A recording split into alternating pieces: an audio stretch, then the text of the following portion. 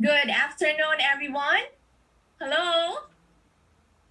The delegation of the European Union to the Philippines welcomes you to this afternoon's webinar on data science and its links to the digital economy called The Race Towards Data Science to Boost the Digital Economy. Due to the COVID-19 pandemic, mobility all over the world has been restricted, forcing businesses to pursue operations online with the help of digital technologies. In line with EU strategy for cooperation in the Indo-Pacific that concerns digital governance and partnerships and connectivity, this webinar hopes to address the need for regional digital connectivity with an emphasis on human resources to hasten inclusive growth and sustainability. The delegation of the European Union to the Philippines wishes to express its gratitude to the following partners for making this webinar possible. For the Women Foundation, Analytics Association of the Philippines, and the University of the Cordilleras.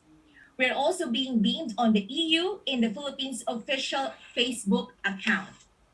All right, and now to formally open this webinar, please welcome His Excellency Ambassador of the European Union to the Philippines, Luc Veron.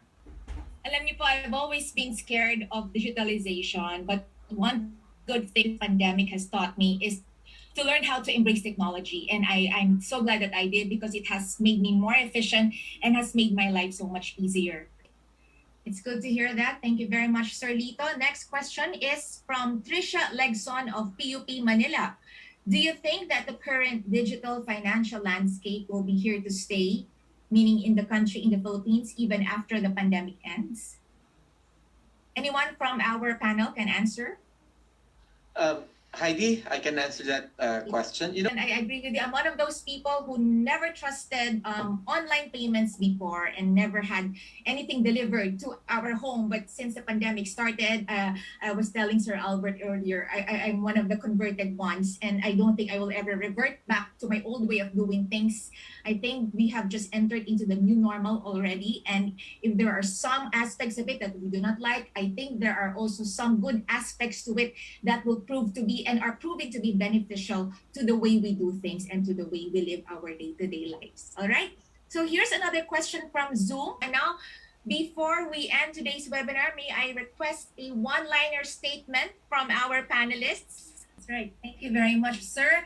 Thank you very much to all our panelists and our guests this afternoon, EU Ambassador Luc Veron, Jose Arturo C. De Castro, Undersecretary of the Department of Information and Communications Technology, Deputy Governor of the Bangko Sentral ng Pilipinas, Mamerto Tangonan, Dr. Enrico Parinit, Department of Science and Technology Executive Director, Mr. Lito Villanueva, Chairman of FinTech Alliance.ph, Maria Coduti of the European Commission, Mr. Albert Humol, Data Scientist of ING, and Professor Orlan Delfino Tubola of the Polytechnic University of the Philippines. Special thanks to our co-partners who are co-presenters for the Women Foundation, Analytics Association of the Philippines, and the University of the Cordilleras. And now, before I wrap things up, please allow me to share with you some of my key takeaways from today's very informative, educational, and empowering webinar. First, it is critical to respond and recover from the COVID-19 pandemic,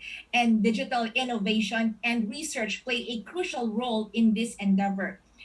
The digital transformation should be human-centered, prosperous, and focused on the following: digitally skilled scientists and citizens, safe and secure infrastructures, digitally transformative businesses, and digital public services. Number three, radical transformation is the only way that we can do this. Number four, while we continue to adapt to the fast-paced digital times, it is important that we move upward together and that nobody gets left behind. There should be no digital divide. Number five, with data science, consistency, and good governance, we can all hope and look forward to a sustainable green and digital future.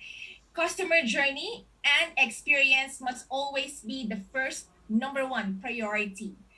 Innovation can never be effective without empathy. And last, we should not be afraid in continuously challenging the norm. All right? So don't forget to fill out your post-evaluation forms. We would love to hear your thoughts about this webinar. If you have suggestions for other topics the EU can cover on our future webinars, please do let us know. Check out the Zoom chat box and the Facebook Live comment section for the link. This has been your host, Heidi de Maisip. Thank you very much, everyone, and Merry Christmas. Take care. God bless.